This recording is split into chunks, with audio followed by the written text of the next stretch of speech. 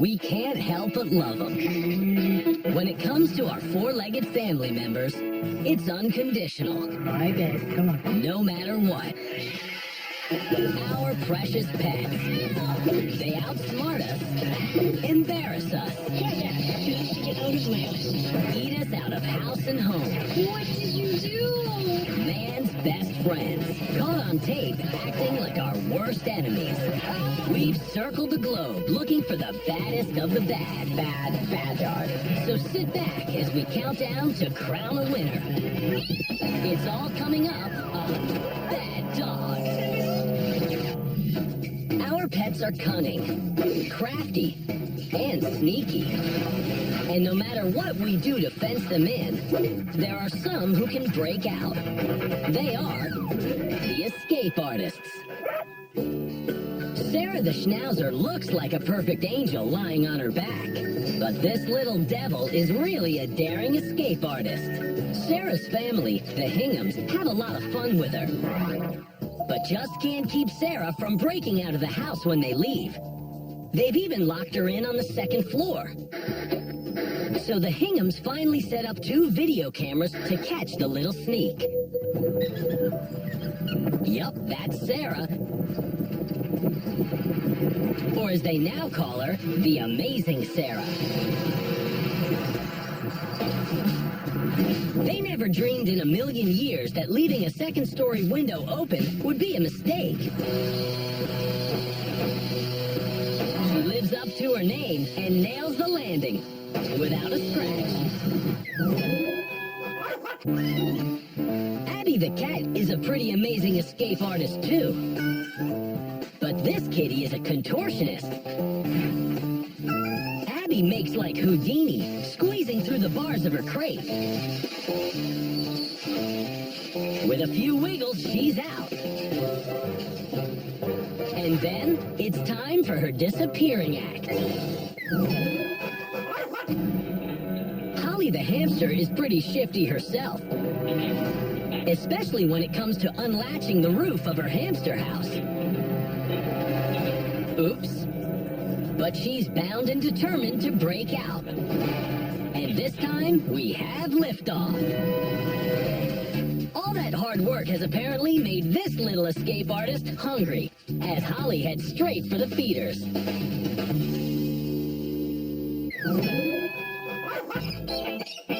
And take a look at this jailbird breakout. Billy the cockatoo picks the lock using just his claw and beak. He pops it open, then goes for the latch. Free at last. Who needs a cake with a file in it when you've got Billy?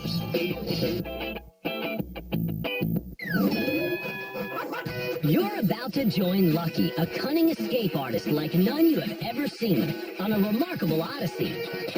And get a dog's eye view of the secret life and crimes of one of the luckiest pooches on the planet. But I think Lucky is just lucky. This one-time stray is lucky to be alive. Her family first found her dodging cars on a busy highway. My heart was racing, so I pulled over to the side of the road. And the next thing I know, there's just this thing jumping into our car that sits in the back seat. On the way to just about the best home any little stray dog could want. A life of luxury at a beautiful lakefront estate in Austin, Texas, where Lucky is showered with love from Mike, wife Deborah, and son Aiden. She's a member of our family. Lucky's an incredible character. She's just my best friend, I'd say. She goes on the boat. She goes on plane. Everywhere we go, Lucky goes. But Lucky also likes going places on her own. She is a master escape artist. And she's been mysteriously vanishing for hours at a time, almost every day for 8 years. Day one, she was jumping the fence. She was going around the fence. She was digging under the fence. Or just letting herself out the back door. She looks out and sees if the garage door's open, and if it is, she just hits it with her paw, opens it, and she's gone. Mike and Deborah have gone to great lengths and expense trying to foil Lucky. We put a a complete new fence around that property, an electronic gate. We did everything we could to keep Lucky in. This is their latest attempt. It's a 6-foot fence. It's impossible to climb. And if you look, we've extended it actually into the water. It goes about 15 feet in the water to prevent her from actually walking around the fence, which was something that she used to be able to do. But within days, Lucky had somehow conquered it and busted loose. We know she's escaping. We know she's coming back. But we don't know any of the specifics. Like how Lucky's getting out, where she goes, and what she does when she's gone. We wanted to find out for ourselves what was Lucky's secret life. So Mike and Deborah decided to attach a sturdy little video camera to Lucky's collar. What we found was amazing. Operation Lucky begins, with the wily pooch making sure the family's not at home. Once she's convinced she's not going to get caught, she kind of nonchalantly wanders down to the shoreline, gets her feet wet, tests the water a little bit, eases into the water step by step, and then she finally gets to the point of no return. She swims about 30, 40 feet down to the neighbor's yard, turns into their boat dock, swims to the end of it. Lucky then takes a giant leap. To get up on this like 3 or 4 foot ledge. Before digging under a fence and dashing through the neighbor's yard. And then she's free. But something suddenly stops Lucky dead in her tracks. We had gone out to run an errand, and we drove by Lucky. I didn't see her, but she saw her car, and you can see from her point of view. She sees the car. She knows that she's not supposed to be out. So Lucky waits till their car goes by.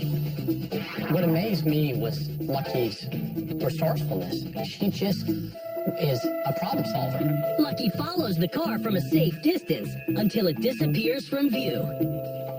I just laughed. It was just so funny to have that perspective, first of all, just to see through the eyes of the dog. Lucky now picks up the pace as she continues on her journey. The first thing she did is head to a construction site down the street. After rummaging through a trash can, Lucky strikes gold with a leftover donut. Then, finally, Lucky's in the home stretch, heading down the road for the main course. Some delicious barbecue cooked up every day by neighbor John King. I just thought she was another stray dog. But over the years, John and Lucky have become great friends. I think when Lucky smells the barbecue cooking, it's like letting her know, hey, John's on his back porch. I'm going to see him. I'm sorry that this keeps happening over and No over. problem. I'm used to it. Now, Lucky's family has at last solved the mystery of where she's been going all this time. We caught it on camera, what she was doing, and we were shocked. We were just so surprised. And also relieved.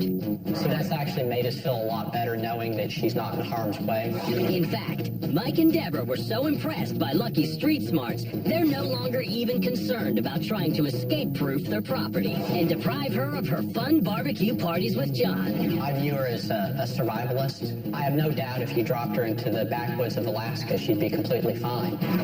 And now, Lucky is unlucky enough to be a candidate for Baddest Dog of the Week.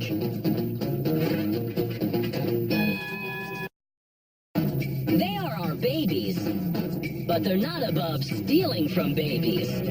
They're the pets you can't take your eyes off for a second. They are the klepto canines. Little baby Addison can't find her pacifier. Her dog, Buddy, knows right where it is, but he's not about to tell her. That's because Buddy wants it all to himself. He wants it so bad. At first, he fights the temptation, Oh, she moves it out further. She's testing him. but eventually, Buddy just can't resist. Buddy, you're in trouble. You're in trouble. Buddy. What a sucker. Buddy, that is not your pacifier. Haas is a klepto canine with a bit more bite. Little James St. Ange is eating a sandwich while watching TV with his mom. The family dog is glued to the sandwich on James's plate.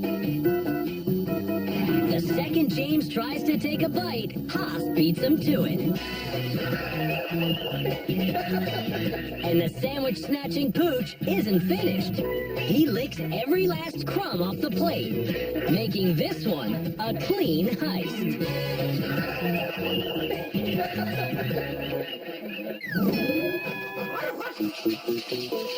Reuben the slipper stealer has his owner going in circles. It's a morning ritual for this klepto canine. This cute little game of keep away can go on for quite a while. First to the left, then to the right. Round and round they go. Where they stop, only Reuben knows.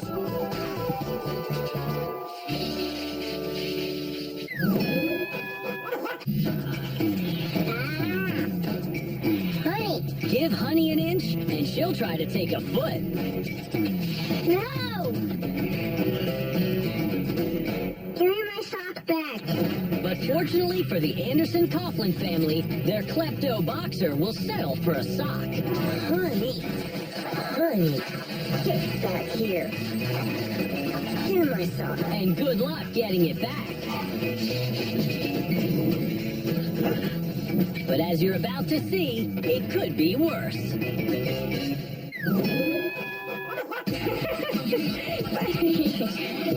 Buddy snatches the socks off his owner's feet, too. He just goes, and he's gone. Buddy! But he holds them for ransom. If you give him a treat, he'll give them back. If you don't, he'll destroy them. He's an extortionist. Trade you for a ransom, Chewie. Thank you. This shaggy shakedown artist doesn't just steal and destroy socks either. Drop it. Oh, it is my dish rag. Look what you did. He's cost Jessica and Sharon thousands of dollars in house and property damage because his demands haven't been met. Buddy has ruined my cameras. He ruined my box spring on my bed. Linoleum. Why are you digging the floor? Our blankets. The curtains. The wall under my bed. It's my pillow. Oh my god. As well as tables and chairs. Don't you dare. No. This is probably the worst mangled piece of furniture in the house. It's just got gashes in it. And that's just what Buddy's done indoors. That's what's left of Mom's flowers. They used to look like that.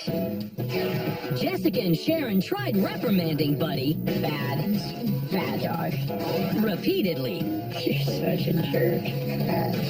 When that didn't work, Jessica tried taking him for long walks in the park to appease him. Please get up. But then she couldn't get Buddy to go home again. He's decided he doesn't want to walk anymore, so he flops over and it's done. Finally, Jessica and her mom enrolled Buddy in obedience school. He went to obedience school and he was the baddest dog in the class. Like, he was more concerned with flirting with all the golden retriever girls than anything. I don't think you're getting through to him. And trainer Gary Overs told them if they were going to reform this canine klepto, Jessica and Sharon would have to be more strict. I don't think Buddy will ever change unless the owners change. So they did. But not the way the trainer suggested. It's easier to just get a small cookie and you just trade them. He knows trade. So we do that now. I don't know if we should be, but if we don't, everything will be ripped up. Double high five. Good boy. If you have food, he'll do anything. Even let you brush his teeth so he doesn't get cavities from all those ransom payments. That's fun. I never thought you could brush a dog's teeth. Hi, buddy. And what Buddy the Bandit steals best of all are Jessica and Sharon's hearts. Living with Buddy is like living with a cute little fur ball. He's like a little person who can't talk very well, but he tries. Big love you. You can only imagine what Buddy will say when he learns he's a candidate for Baddest Dog of the Week. Our pets are sometimes just like us. They're set in their ways. And no matter what we try to do to change them, there's just no breaking these creatures of habit. Baby the cat is ready to pounce on the refrigerator. Baby loves cold cuts, and this little creature of habit is ready for his midnight snack. A single swipe of his paw, and he's in. The fridge may be child-proof, but it's definitely not baby-proof.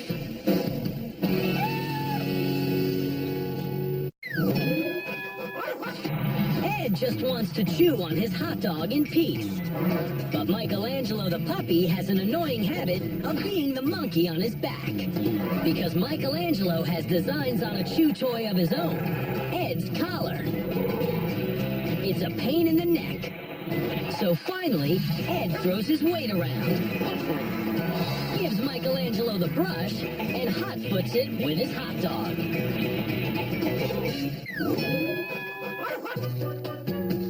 And Lucky the cat is a creature with a strange habit of doing nothing. Her owners try to take her on walks for exercise, but she won't budge. They're gentle with her, but can barely get her to stand. There's nothing physically wrong with Lucky, but every time they put a leash on her, she just goes limp. Proving even the coolest cats can sometimes be a real drag.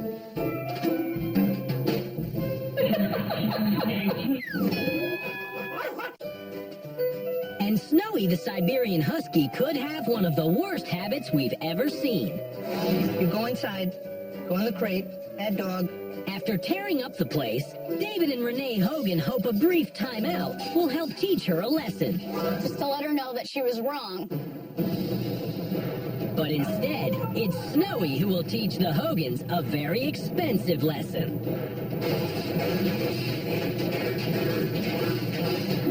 By literally pulling the rug right out from under them. And every little shred of evidence is caught on tape. It's unbelievable to watch. But first, the tale of how this spoiled Siberian landed in the doghouse. She is spoiled. She gets whatever she wants, whenever she wants it, basically. Including David's spot in bed. And Snowy won't give up her toys or food without a fight either. But she's all growl and no bite. That's just her way of playing.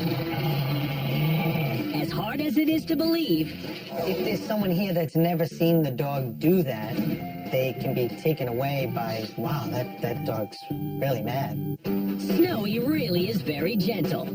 Particularly with the Hogan's daughters, Amber and Krista. I love Snowy a lot. No matter what she does, I love Snowy more than anything in the world. Snowy's also a pussycat with Callie the cat.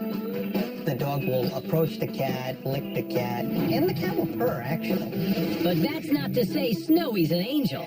I'll find piles of dog food under my pillow in my bed. I'll go to sit in the chair and I'll find a pile of dog food hidden in the corner of my chair. I'll find dog food all over the place. I reached to grab a pillow, and under the pillow I found an English muffin. Eldest daughter Amber makes shocking discoveries too. Oh my goodness, there's actually a huge pile in here. Hey, pups. David usually takes Snowy with him when he goes out. Everywhere he goes, he takes her to work, he takes her on errands. But anytime Snowy was left home alone, She started getting into the trash, so we'd come home and then the trash would be strewn all over the house. Snowy is definitely destructive when we leave the house. so the Hogans experimented with putting Snowy in a crate. But that turned out to be a big mistake. They returned home to find a huge hole in the carpet. there was just a ball of rug inside of her cage. And something else had happened. This cage had been moved It was out here, all the way out here. like this. So the Hogans left the house with a camera rolling to see exactly how Snowy did it.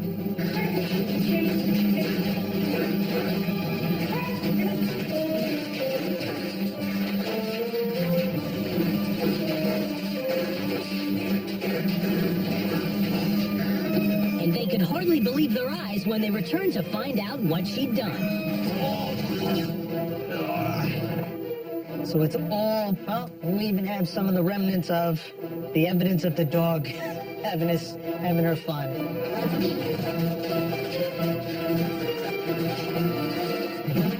The Hogans wanted to save what was left of the carpet, so they moved Snowy's crate back against the wall. But that barely slowed her down. Snowy will get to the back of the cage, almost crouching down, and run forward and stick her head through the hole in the cage and use her shoulders to muscle the cage around. And she did this until she was able to get up close enough to get a piece of the carpet, and she'd bite the carpet and she'd chew it, and then the carpet would shred. And there'd be big piles of carpet in the back of her crate. So now it's goodbye crate, hello new carpet. My wife was almost happy about what happened with the carpet because she plans on changing the carpet this summer. I'm going to encourage her to chew up the rest of that carpet so I can get my new carpet one way or the other. And Snowy has already chewed her way into contention for baddest dog of the week. When our pets get angry, they let us know it in a variety of ways. Little episodes we call Fits of Fury. Corky looks like a sweet little songbird. Corky, I love you. But this yellow Nate parrot does not like hands in his cage. I think I should just try to pet him. His owner, Jeff Boyer, is trying to coax Corky out. But this bird's got his feathers ruffled in a fit of fury. You're freaking crazy. Corky lets him know again and again and again that he's in no mood to play. Jeff finally gets the point, or the point of Corky's beak, one too many times.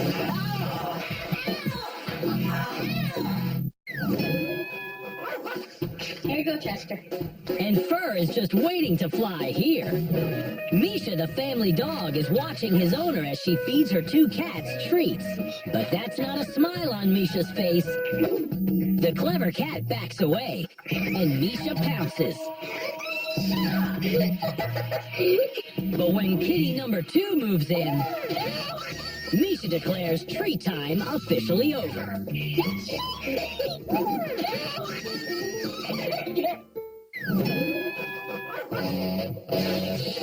No treats for this bad kitty either. I'll just stay away. His name is Taz, short for Tasmanian Devil. And he's living up to his name in his yearly visit to the vet. Taz absolutely hates getting his shots, and the doc has to break out the net. Once the shots are over, Taz transforms back into the sweet little kitty the family's come to love. George the Schnauzer is much calmer, on the outside at least. He's even housebroken. But we don't suggest using the bathroom in his house without asking a few questions. Like, where's the toilet paper? Well, George?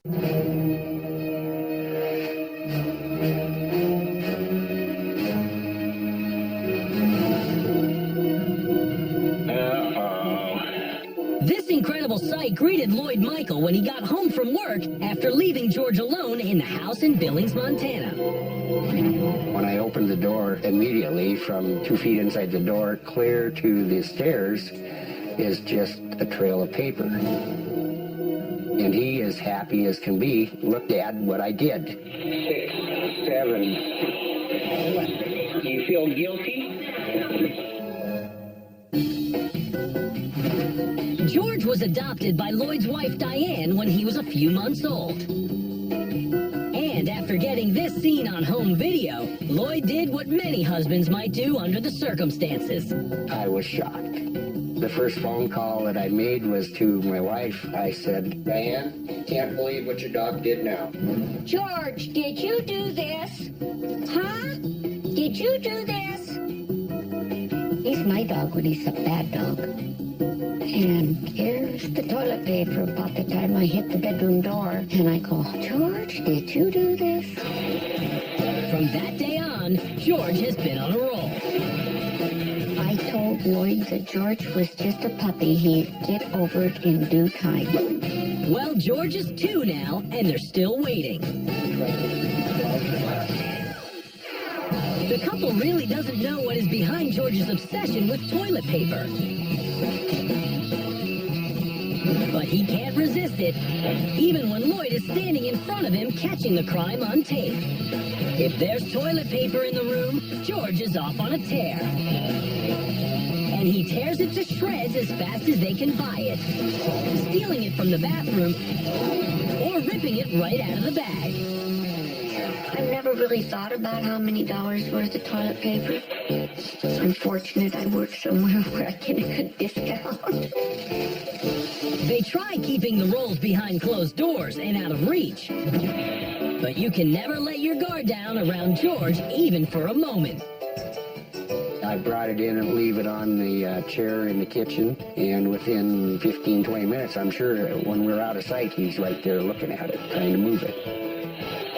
If you leave a bathroom door open in this house, one thing's for sure. The whole place is going to look like the aftermath of a ticker tape parade in about 10 minutes. And Diane is going to clean it up. I always clean up the mess. He's my dog, remember, when he's bad. The big pieces she picks up. For the smaller stuff, she uses the vacuum cleaner. Or what's left of it. He's gotta be in on the action there, grabbing at the vacuum cleaner, trying to hold on to it to keep you from doing anything. Many times he's put his big teeth through the holes on it. So now I have a vacuum cleaner that has a duct tape hose, and it doesn't work the world's best. But this pair has a deep affection for their dog. He may be the enemy of all toilet paper, but George himself has always been squeezably soft. George is special because he has so much personality. And character. He's real entertaining. You can come home all wound up, and George will just help unwind you. He's also an underage dog. So we don't want to get him in trouble by showing it on TV. But after a long, hard day of shredding stuff, George does enjoy sharing a beer with Lloyd and Diane now and then. And he gets a little tablespoon of beer and a carrot. He'll lick that tablespoon up, and then he's satisfied. After that, it's back to the grindstone with George playing his role. By hunting down every roll he can get his teeth into. I think more than anything, he knows that somebody's talking about him a lot today. I think he's heard his name quite a few times. He's probably ready for a beer. But is he the baddest dog of the week? Anyone who's been inside a bathroom with all the toilet paper on the outside will have no problem answering that question.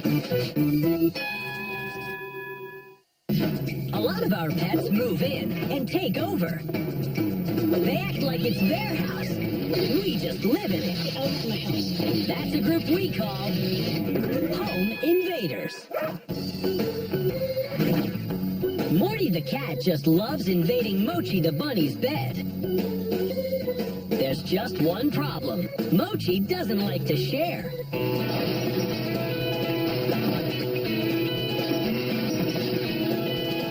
But every time he kicks Morty out, the clever cat finds a way to sneak back in. The poor little rabbit can't turn his back for a second. And even when he's not laying in the bunny's bed, he's always hanging around.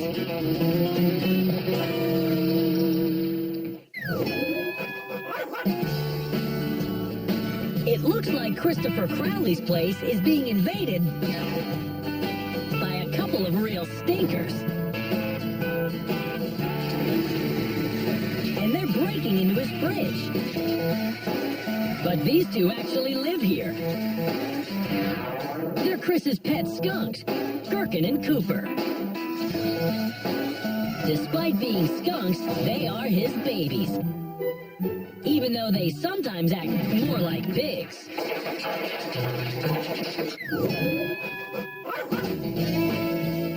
Now for a much bigger problem.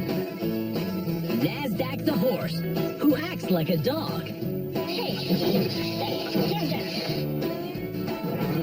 The 400-pound Arabian quarter horse just loves to live in the house. Hello? This is my house. But still acts like she was born in a barn. Did you wipe your feet first? Nasdaq's owner's name is Midnight, and finally tells her favorite horse it's time to go. Ouch. Ouch. Nasdaq. Ouch. You have to get out of my house before you break something. She leaves, but this horse's party is not over. Nasdaq, you shouldn't teach her that. Nasdaq's doubled her return. What the heck?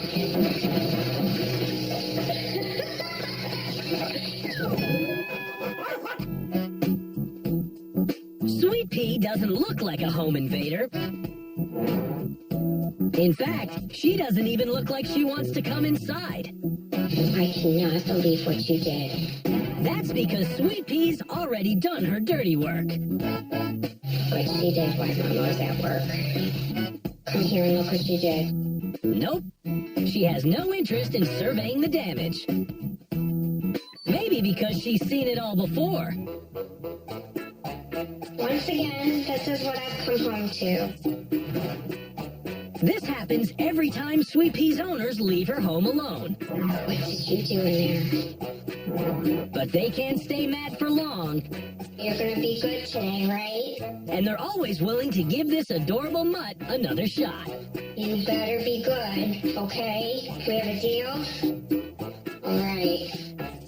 Yup, it looks like Sweet Pea put on a brand new face, all right. What did you do this time? Too bad it's most of the backyard. No, that's very, very bad.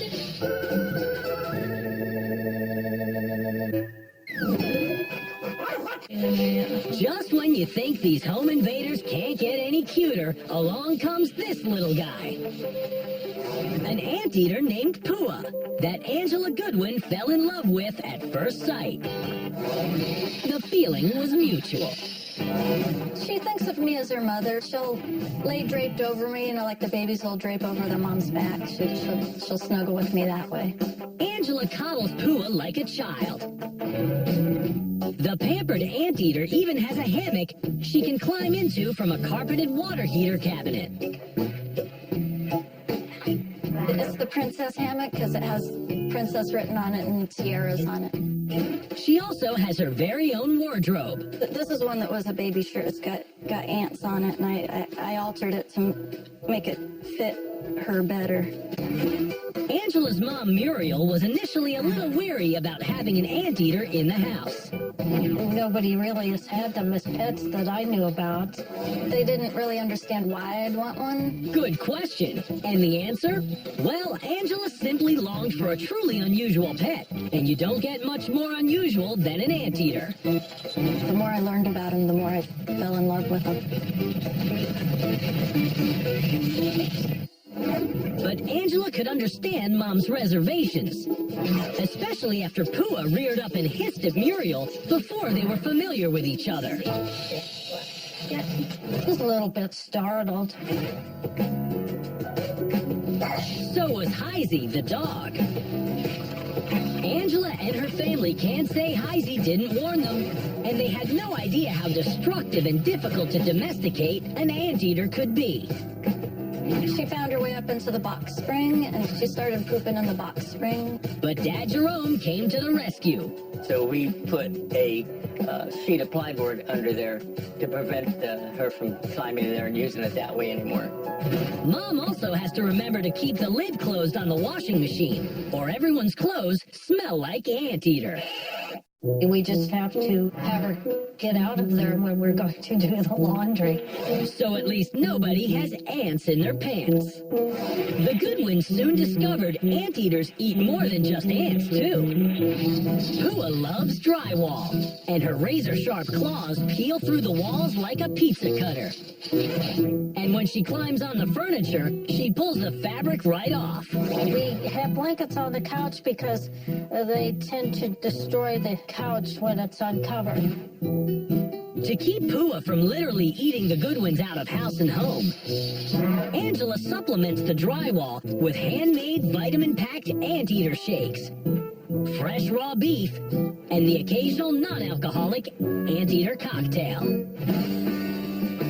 And Pua's playful personality eventually won over Muriel and Jerome, who have come to love her as much as Angela does. Became part of the family. A growing family that now boasts 2 more anteaters. Aurora and her little 8-month-old baby boy, Cinco, who rides around on her back. And there's one problem the Goodwins will never have. We don't have to worry about ants. Now more good news. Pua the Anteater's a nominee for this week's Baddest of the Bad. On this week's show, we've witnessed amazing escapes by Billy the Jailbird and Sarah the Daredevil Schnauzer, along with the shameless exploits of Buddy the pacifier-stealing pug. That is not your pacifier. And Haas the sandwich snatcher. But our heavyweight contenders for the Bad Dog Crown of the Week begins with George, the Schnauzer with a fatal appetite for toilet paper. Fatal to the toilet paper, that is.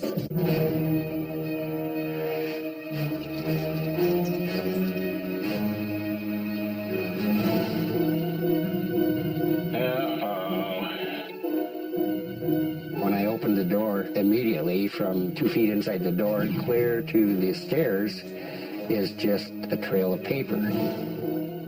And he, as happy as can be, looked at what I did.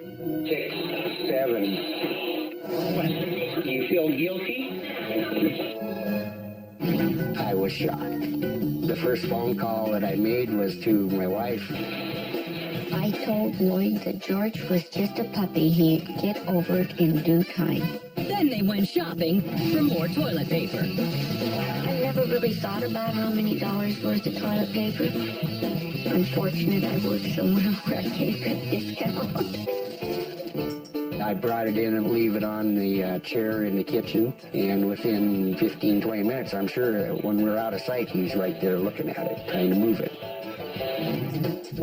It's George's mess, but someone else has to clean it up. If he lets them. I always clean up the mess. He's my dog, remember, when he's bad. A dog that can drive you to drink, if he doesn't beat you to it. And he gets a little tablespoon of beer and a carrot. He'll lick that tablespoon up, and then he's satisfied. I think more than anything, he knows that somebody's talking about him a lot today. I think he's heard his name quite a few times. He's probably ready for a beer. And then there's Snowy the Siberian Husky. You go inside, go in the crate, that dog. Doing a stretch in the pen for vandalizing just about anything she can sink her teeth into. She got called on the carpet, and now the carpet is going to pay.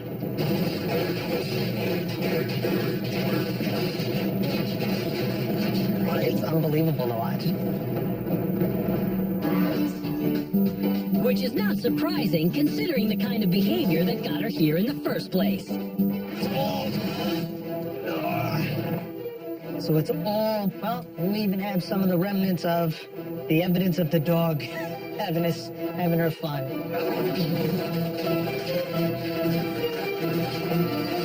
Snowy will get to the back of the cage, almost crouching down, and run forward and stick her head through the hole in the cage and use her shoulders to muscle the cage around.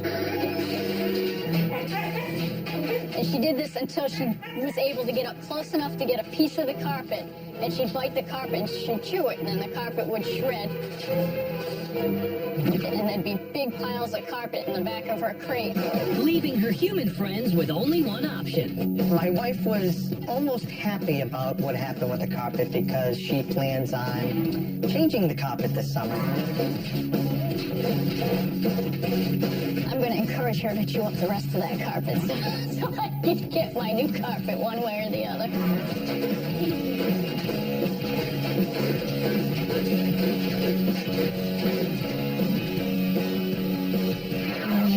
And the one contender you'd least expect in the running for baddest dog, an anteater named Pua. It's not a pet for everyone. Most people would find them too challenging. Even her parents were a little taken aback at Angela's taste in pets when the tribe increased by Pua +2. Nobody really has had them as pets that I knew about. They didn't really understand why I'd want one. And having anteaters around the house is bound to cause a little discomfort for everyone involved. I was a little bit startled. I had warned my parents that they'd have an odor. And when an anteater isn't hanging around the living room, We have blankets on the couch because they tend to destroy the couch when it's uncovered. it's hanging out in the washing machine. Or in the bedroom, which in anteater means bathroom. She found her way up into the box spring, and she started pooping in the box spring. So we put a sheet of plyboard under there to prevent her from climbing in there and using it that way anymore. But for all that trouble, having a few anteaters around the house does provide a degree of security. We don't have to worry about ants. Next up for baddest dog of the week, Lucky, the escape artist doubling as a triathlete. No combination of obstacle courses, hiking, or swimming can stop her from reaching the finish line at the nearest barbecue pit. We put a complete new fence around that property at electronic gate. We did everything we could to keep Lucky in. We know she's escaping, we know she's coming back, but we don't know any of the specifics. We wanted to find out for ourselves what was Lucky's secret life. What we found was amazing. Once she's convinced she's not going to get caught, she kind of nonchalantly wanders down to the shoreline, gets her feet wet, tests the water a little bit, eases into the water step by step, and then she finally gets to the point of no return. She swims about 30, 40 feet down to the neighbor's yard, turns into their boat dock, swims to the end of it. To get up on this like 3 or 4 foot ledge. Digging under a fence and dashing through the neighbor's yard. And then she's free. The first thing she did is head to a construction site down the street. And after eating the dessert first, it's off to the main course. I just thought she was another stray dog.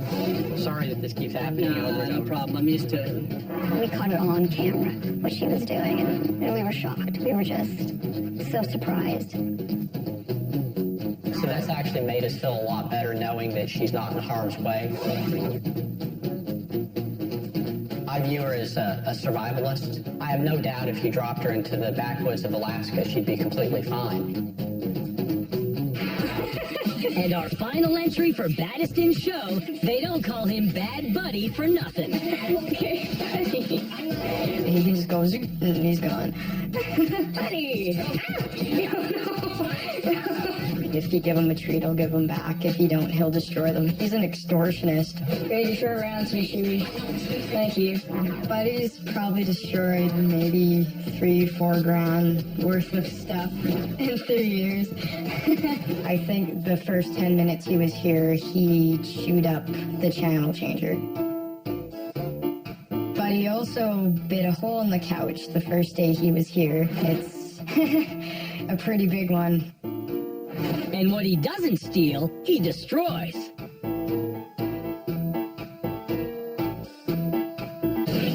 Buddy's ruined my cameras. He ruined my box spring on my bed. Linoleum. Why are you digging the floor? Our blankets. The curtains. The wall under my bed. It's my pillow. Oh my god.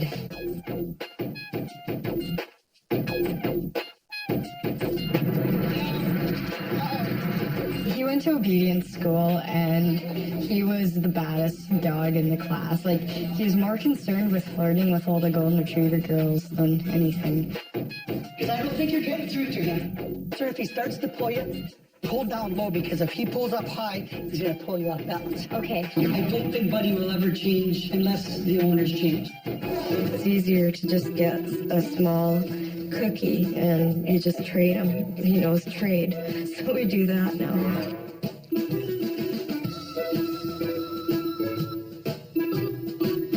I don't know if we should be, but if we don't, everything will be ripped up. Double high five. Good boy. So many bad dogs, but only one gets the crown. And this week's winner? Lucky, the do-it-all escape artist. Because nothing, not even a donut in the trash, can stop her from getting to the barbecue on time.